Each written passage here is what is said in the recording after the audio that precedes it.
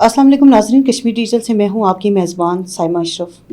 آج کے ہمارے پروگرام میں ہماری مہمان ہیں آزاد کشمیر کی تاریخی سیاسی جماعت مسلم کانفرنس کی چیئرپرسن سمیہ ساجد۔ مسلم کانفرنس ایک طویل سیاسی ورثہ رکھتی ہے اور حالیہ دنوں میں برنالہ سمیت دیگر علاقوں میں ورکر کنونشنز کے ذریعے انہوں نے پارٹی نے اپنی سیاسی جماعت کو متحرک کرنے کی کوشش کی ہے۔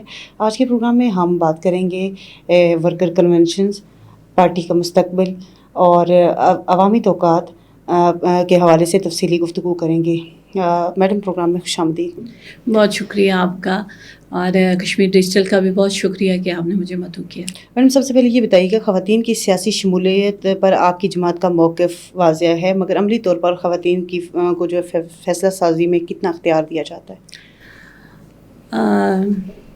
ہماری جماعت جو ہے، جو ہمارا تنظیمی اسٹرکچر ہے، اس میں آپ یہ دیکھیے کہ جو ہماری جماعت کی سیکرٹری جنرل ہیں وہ ایک خاتون ہے اور ان کا مقبوضہ کشمیر سے تعلق ہے۔ یہ ہمارا تنظیمی اسٹرکچر ہے، جس میں جو سیکرٹری جنرل ہوتا ہے وہ اس کا تعلق مقبوضہ کشمیر سے ہے، اور یہ بھی مطلب پہلی بار مسلم کانفرنس میں ہی ایسا ہی ہوا ہے کہ جو خواتین کی نمائندگی میں ان کو پارٹی میں ایز اے سیکرٹری جنرل ان کو رکھا گیا۔ تو یہ اس بات کا واضح ثبوت ہے کہ جو مسلم کانفرنس ہے وہ خواتین کی بات کو، ان کی تجاویز کو اہمیت دیتی ہے، اس لیے پارٹی کا ایک جو بڑا عہدہ ہے، مین عہدہ ہے، وہ ایک خاتون کو دیا ہوا ہے۔ دوسرا، اگر تاریخ کی بات کی بھی جائے تو جو آزاد کشمیر کی ہماری اسمبلی ہے، اس میں خواتین جو پہلی بار ممبر اسمبلی بنی، ان کو جو ریزرو سیٹ پہ لایا گیا وہ بھی مسلم کانفرنس کی گورنمنٹ میں ہی ہوا، جن میں ہماری جو ممبر اسمبلی کی جو پہلی ہماری خاتون ہے بیگم حیدر خان، بہت بڑا نام ہے، بہت بڑے خانوادے سے وہ ہیں۔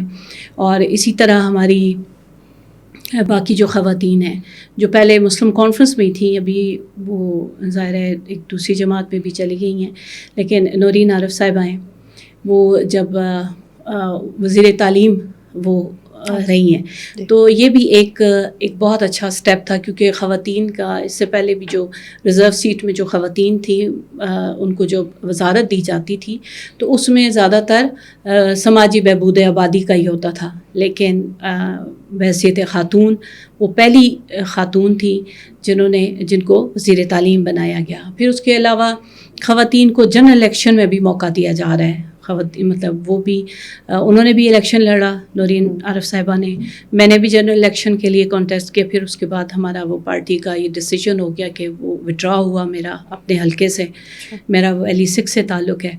تو اور اسی طرح جو میڈم مہر نساء ہیں وہ بھی اپنا، ان کا ویلی 4 ہے، ادھر سے انہوں نے جنرل الیکشن لڑا ہے۔ تو یہ آپ یہ دیکھ لیں کہ خواتین کے حوالے سے مسلم کانفرنس نے بہت ان کو اہمیت بھی دی، ان کے اپنے جو فیصلے ہیں ان میں بھی ان کا اختیار دیا۔ پھر ہماری جو کور کمیٹی ہے اس میں بھی خواتین ہیں، ہماری جو مرکزی مجلس عاملہ ہے اس میں بھی خواتین آپ نے موجود ہیں۔ اپنی گفتگو کے دوران مقبوضہ کشمیر کا ذکر بھی کیا۔ مقبوضہ کشمیر کی خواتین کی سیاسی جدوجہد کو آپ کیسے دیکھتی ہیں؟ ان کی کیا مشکلات ہیں؟ کیا آزاد کشمیر اور مقبوضہ کشمیر کی سیاست میں کچھ فرق ہے؟ خواتین کو کتنا باختیار وہاں پہ بنایا جاتا ہے اور یا یہاں پہ، جس کا موازنہ کیسے کریں؟ مقبوضہ کشمیر کا تو تعلق اس لیے کہ وہ میرے دل کے قریب ہے، اور میرا خود بھی تعلق جو ہے وہ مقبوضہ کشمیر سے ہے، اور روز اول سے آپ کے سامنے یہ ساری چیزیں ہیں کہ جو اختیار خواتین کو آزاد کشمیر میں ہے وہ مقبوضہ کشمیر میں نہیں ہے۔ مقبوضہ کشمیر کی خواتین جو ہے مسلسل جد و جہد کر رہی ہیں۔ آپ دیکھیں وہاں پہ حریت کانفرنس کی جو ہماری لیڈرشپ ہے وہ بھی پابند سلاسل ہے، اور وہاں پہ جو ہماری خواتین ہیں جیسے آسیہ اندرابی ہیں، فہمیدہ صوفی ہیں، یہ ساری وہ خواتین ہیں کہ جن کا بہت بڑا کردار ہے اور ان کی بڑی اسٹرگل ہے، بڑی قربانیاں ہیں۔ آپ دیکھیں آج 30-40 سال ان کو جیل میں ہو گئے، تو لیکن ان کی ہمت، حوصلہ، ان کی بہادری کو سلام ہے کہ انہوں نے ہتھیار نہیں چھوڑے، وہ جبر کے آگے ڈٹ کے کھڑی ہیں، اپنی تحریک کے ساتھ مخلص ہیں، کھڑی ہیں۔ تو یہ واضح ہے جتنی سہولت آزاد کشمیر میں خواتین کو ہے وہ مقبوضہ کشمیر میں نہیں ہے، وہ غلامی میں ہے، وہ اس میں بھی اپنی آواز بلند کیے ہوئے ہیں۔ حالانکہ آپ یہ دیکھیں کہ وہاں پہ اکنامکلی خواتین کو ڈیمیج کیا گیا ہے، وہاں پہ خواتین جو ہے ان کی عزتیں محفوظ نہیں ہیں۔ اب کوئی بچی گھر سے باہر جاتی ہے تو اس کی ماں کو نہیں پتہ کہ میری بیٹی جو ہے وہ باعزت واپس آئے گی یا نہیں، لیکن وہ پھر بھی وہ خواتین جو ہیں وہ اپنی نسلوں کی قربانیاں دے رہی ہیں، نسل کشی کی جا رہی ہے، وہاں پہ ڈیموگرافک چینج لایا جا رہا ہے، جو سب سے جو اس وقت جو اپنے حقوق کے لیے لڑ رہی ہیں، تو لیکن وہ کھڑی ہوئی ہیں. مطلب یہ آپ دیکھیں کہ اگر اسلام وہاں سے ختم ہو جائے، مسلمان وہاں پہ ختم کیا جا رہا ہے، ظاہر ہے ایک جو نان مسلم ہیں ان کو ڈومیسائل دی جا رہی ہے، نان کشمیری ہیں ان کو ڈومیسائل دے کے وہاں کا شہری بنا دیا جا رہا ہے مقبوضہ جموں کشمیر میں، تو وہاں پہ اسلام کو ختم کیا جا رہا ہے. تو اس پہ بھی وہ ڈٹ کے کھڑی ہوئی ہیں اور ہم ساروں کو ان کی آواز بننی چاہیے. گزشتہ عرصے میں بھی یہ دیکھنے کو ملا کہ کافی ساری خواتین نے ڈومیسائل کے مسائل کی وجہ سے ہجرت کرنے پہ مجبور ہوئی ہیں. اس پہ کیا کہیں گی کہ وہ بچوں کو چھوڑنا پڑا اور وہ کافی ایک مشکل وقت سے گزری ہیں؟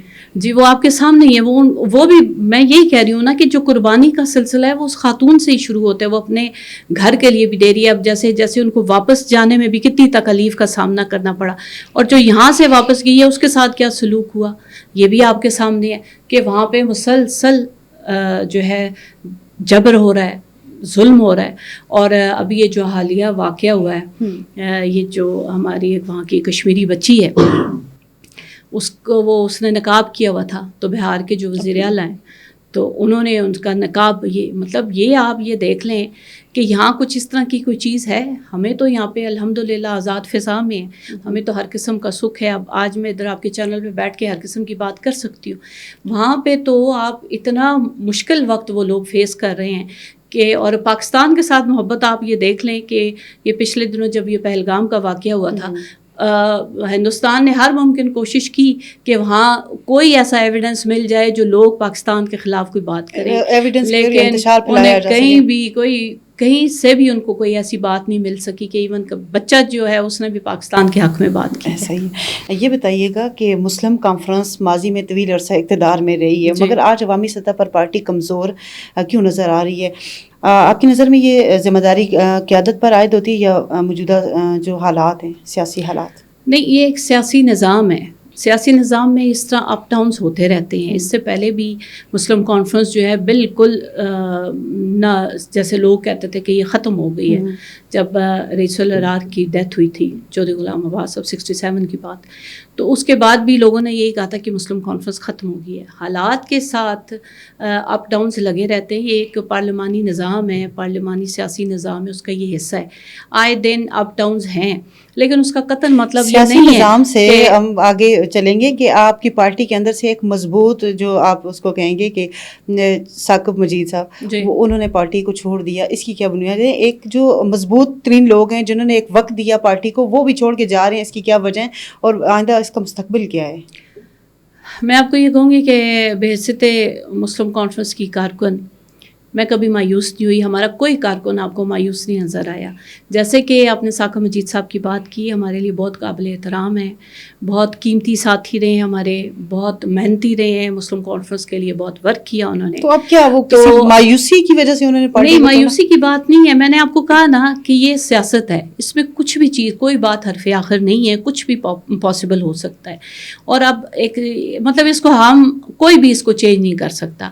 آپ یہ دیکھیں، آپ پاکستان میں دیکھیں، جیسے اسد عمر صاحب ہیں، وہ پی ٹی آئی میں، ان کے بھائی ہیں محمد زبیر صاحب ان کا نام ہے شاید، وہ نون لیگ میں ہیں. اسی طرح آزاد کشمیر کی بہت سی فیملیز ہیں کہ فیملیز جو ہیں اکٹھے رہ رہی ہیں لیکن جماعتیں ان کی الگ الگ ہیں. پارٹی چھوڑتے وقت یہ انہونی بات بھی نہیں ہے اور پارٹی نئی چھوڑتے بات وقت بھی نہیں انہوں نے ہے. اپنا کوئی تو موقف دیا ہوگا، میں کیوں چھوڑ کے جا رہا ہوں، یا میں اس پارٹی سے مطمئن نہیں ہوں، یا مجھے وہ جگہ نہیں ملی، یا اس پارٹی کا سیاسی مستقبل کچھ بھی نہیں ہے، کچھ تو دیا ہوگا. آپ کیا کہیں گے کیا موقف چھوڑ کر وہ گئے ہیں؟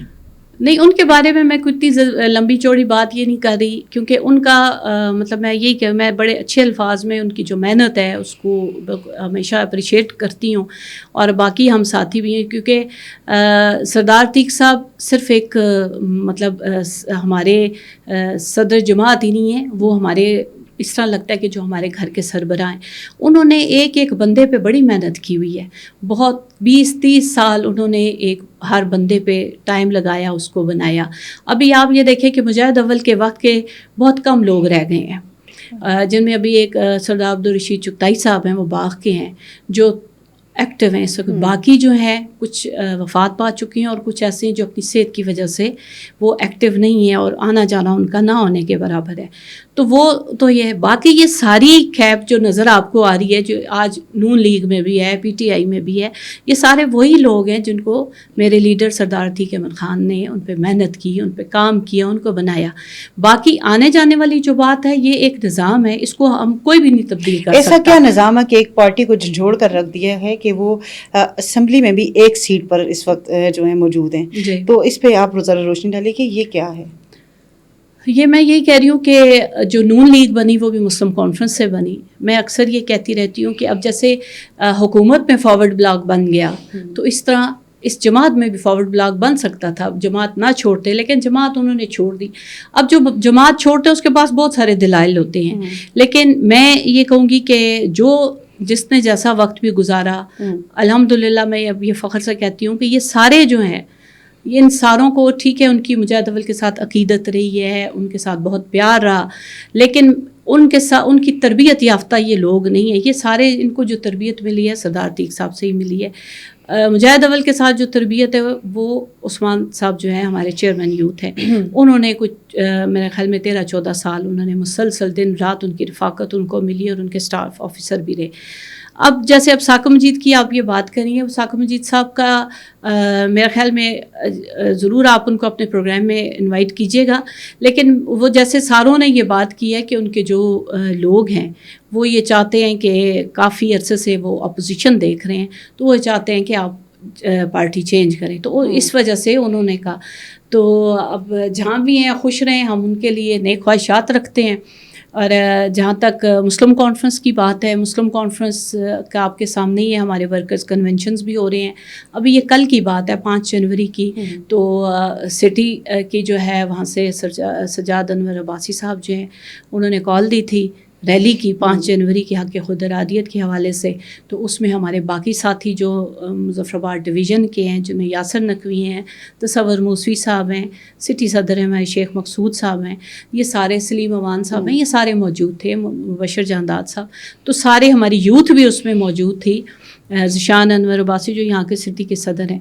تو اس حوالے سے میں کہوں گی کہ آپ کو مسلم کانفرنس ہر جگہ پھلتی پھولتی نظر آئے گی انشاءاللہ. اور جو اس طرح ہمارے جو کامیاب ورکرز کنونشن سے یاد ہے, مسلم کانفرنس نے حالیہ دنوں میں برنالہ سمیت جو ہے مختلف علاقوں میں ورکر کنونشنز کا انعقاد کیا. جی, آپ کیا سمجھتی ہیں کہ یہ سرگرمیاں واقعی گراس روٹ سطح پر پارٹی کو مضبوط کریں یا صرف یہ الیکشن کا حصہ ہیں؟ نہیں, ہمارا کام میں نے آپ کو کہا ہے کہ جو مسلم کانفرنس ہے وہ ایک سیاسی جماعت ہی نہیں ہے, ایک تحریک ہے, اس کی ایک تاریخ ہے. آپ تاریخ آزاد کشمیر کی اٹھائیں گی, جموں کشمیر کی اٹھائیں گی تو آپ مسلم کانفرنس نظر آئے گی. نظریاتی طور پہ کوئی بات ہوگی تو مسلم کانفرنس نظر آئے گی. ہم اپنی قیادت کے ساتھ, اپنی لیڈرشپ کے ساتھ ہیں, اور یہ ہمیشہ سے مسلم کانفرنس کا کام رہا ہے. اب جیسے آپ دیکھیں کہ پچھلے دنوں جو یہ حالات خراب تھے اس میں بھی اگر روڈ پہ مسلح فوج پاکستان کے لیے باہر نکلی, پاکستان کے نام پہ جو جماعت باہر نکلی وہ مسلم کانفرنس. پارٹی کے اندر توڑ پھوڑ تو شروع ہے, یہ بات آپ بھی جانتی ہیں, ہم بھی جانتے ہیں. جی, یہ جو ورکر کنونشنز ہو رہے ہیں کیا یہ پارٹی کو مضبوط کرنے کے لیے بہترین ثابت ہو سکتے ہیں؟ انشاءاللہ آپ یہ دیکھیے گا کہ الیکشنز میں مسلم کانفرنس ایک اچھے جگہ پہ ہوگی, اور توڑ پھوڑ یہ بھی ایک سیاست کا حصہ ہے. آپ یہ دیکھیں باقی سیاسی جماعتیں ہیں ان میں بھی گروپنگ ہے, ہر جماعت میں آپ یہ دیکھ لیں, آپ پاکستان میں دیکھ لیں, آپ انڈیا میں دیکھ لیں, آپ مختلف جو بھی ترقی پذیر جتنے ممالک ہیں آپ ان میں دیکھیں کہ یہ سیاسی جو اور پارلیمانی نظام جو ہے ان ساروں میں اپ ڈاؤنس آئے ہوئے ہیں.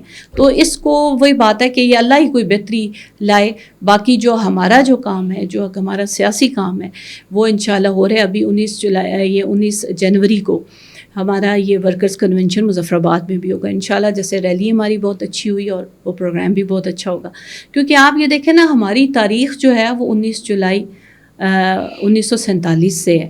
جو قرارداد لاء پاکستان منظور ہوئی وہ مسلم کانفرنس کے پلیٹ فارم سے جنرل کونسل کے اجلاس میں ہوئی, اور یہی ابتدا ہے اس تاریخ کی.